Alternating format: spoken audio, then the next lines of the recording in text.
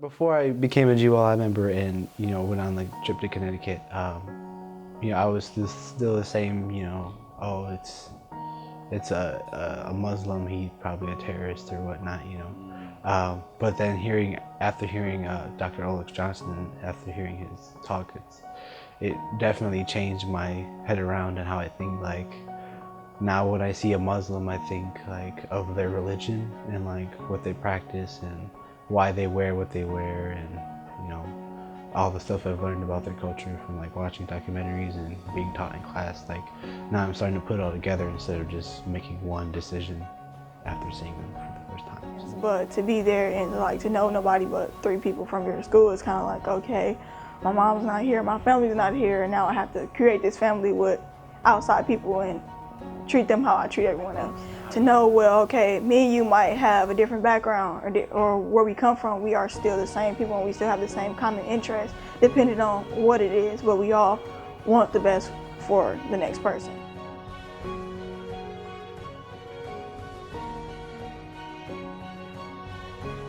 I think it was Katie that said something like, well, my dad owns this and this and this, and we have this and this and this, and I go to this school and we have to pay this tuition for this school, and we have so much stuff, and I'm gonna get a business passed down to me for when I grow up if I don't have anything to go on. Well, the only thing I got passed down to me were a piece of paper from my grandma, or from things like that, to know, well, we are different, but just like you're here on this trip and I am, and we're here to gain the same thing from one another. So I work at Learning Systems over on Port Washington in the Columbia St. Mary's building.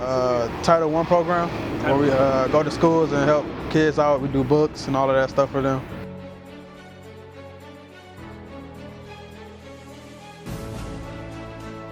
Yeah, because there's a lot of nationalities that walk around, and we all judge each other.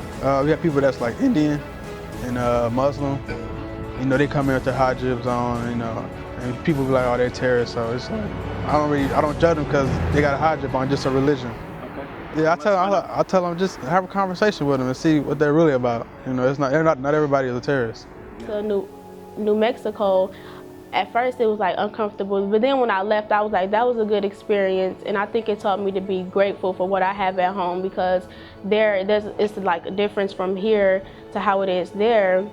And it taught me to be grateful because people there, like, it's just nature, and it's like no electronics or nothing like that. And I think that was a good experience, like going a whole week without the things that I have at home. It taught me to be grateful because like everybody don't have that. And that's not even something that I really need to survive.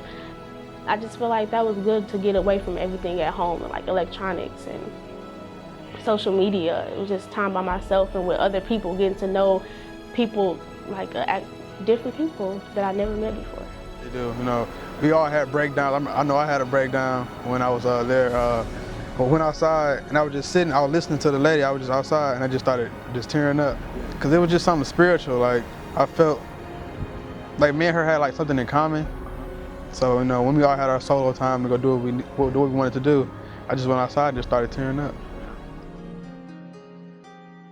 She wanted to be cremated so that we could put her ashes in Lake Superior. Went up to Lake Superior with me and my family, and we had the bag of her ashes, and we each took a turn, sprinkling them in the lake. And we were done, started rolling up the bag, saying our words, and we started walking away, and there's this wind all of a sudden, and out of nowhere. Like, it was completely quiet, and before that, we were just dumping the ashes in. And then when we started walking away, this big wind just started blowing. And my grandfather stopped, and he turned around, he looked at me, and he said, "That's your grandmother." And I got goosebumps right now, but I had goosebumps back then too. I get goosebumps every time. And she was speaking to us, and we just turned back around, walked to the dock, and sat on the edge, just listened to the wind, listened to my grandmother. So when Pat was doing her thing, and when she laid out the buffalo skin, the wind came through that big window in the place. It came through the window, and I was like, and I just broke down, started crying, because I knew that was her. Is your grandmother coming back? Mm-hmm. All the way out there in New Mexico. She's always following me. She just only presents herself. And wow. she wants to. So that really took a toll on me for a couple of minutes, and so I'll remember that for the rest of my life.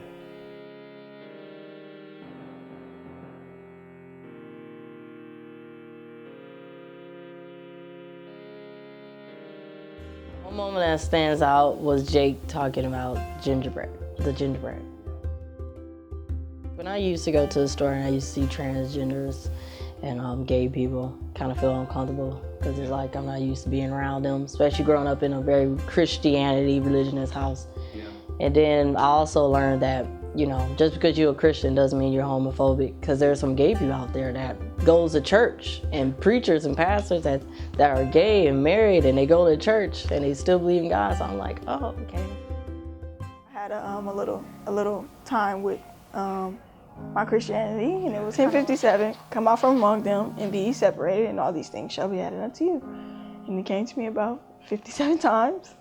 At the time, sophomore year, at the time for you to like really find yourself in a way, and I could feel myself drifting and slowly start to separate, surround myself with people that were pulling me down, and I was struggling with that to know how to separate myself from them, and it was just like confirmation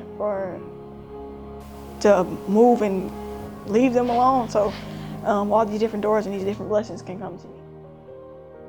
As I see the value in GYLI, I've seen a lot more of our kids express interest in things like the 5 C's. The group that we took, I think, was really interested and left, you know, and we took about a 25-minute bus ride home, and they were still talking about the discussion, and I heard them asking more questions about, oh, when are we going to do another one of those? And you're combating some pretty tough, deeply rooted cynicisms and mindsets. But I mean, this is the way to start fighting those. You know, it's got to start somewhere. And